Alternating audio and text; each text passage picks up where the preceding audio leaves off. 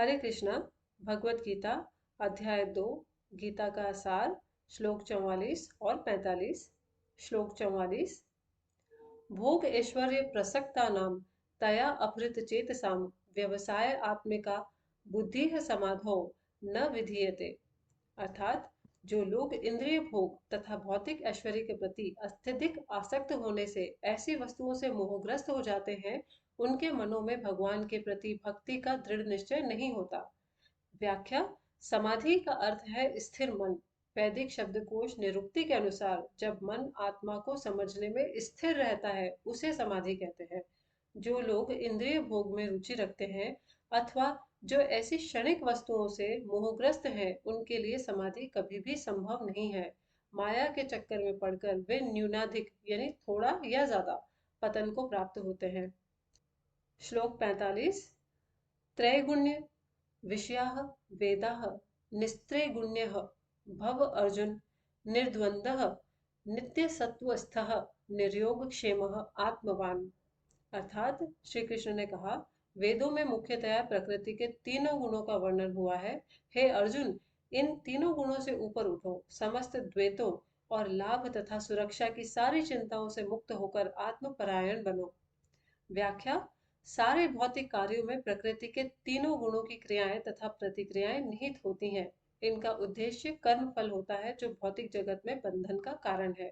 वेदों में मुख्यतया सकाम कर्मों का वर्णन है, जिससे सामान्य जन क्रमशः इंद्रिय तृप्ति के क्षेत्र से उठकर आध्यात्मिक धरातल तक पहुंच सके। कृष्ण अपने शिष्य तथा मित्र के रूप में अर्जुन को सलाह देते हैं कि वह वेदांत दर्शन के आध्यात्मिक पद तक ऊपर उठे, जिसका प्रारंभ ब्रह्म जिज्ञासा अथवा परम आध्यात्मिकता पर प्रश्नों से होता है।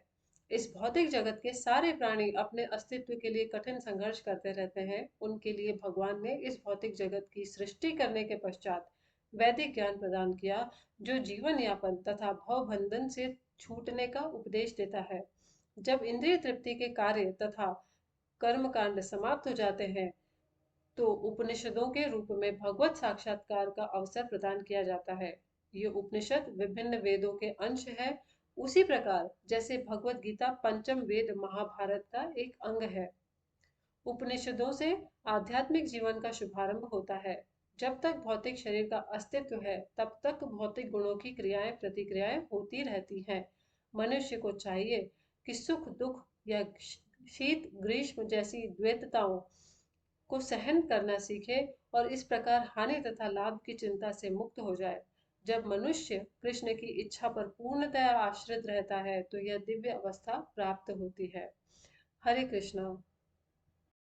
इस वीडियो में और इस चैनल के बाकी सभी वीडियोस में भक्ति वेदांत स्वामी प्रभुपाद द्वारा लिखी गई भगवत गीता यथारूप को पढ़ा गया है। अगर इन श्लोकों को सुनकर भगवत गीता पढ़ने में आपका इंटरेस्ट या क्यूरियोसिटी जागृत होती है, तो आप इस बुक को ज़रूर पढ़ें। ये बुक इस्कॉन टेम्पल के बुक स्टोर्स पर, अदर बुक स्टोर्स पर या ऑनलाइन प्लेटफॉर्म्स जैसे कि अमेजोन या फ्लिपकार्ट पर भी अवेलेबल है।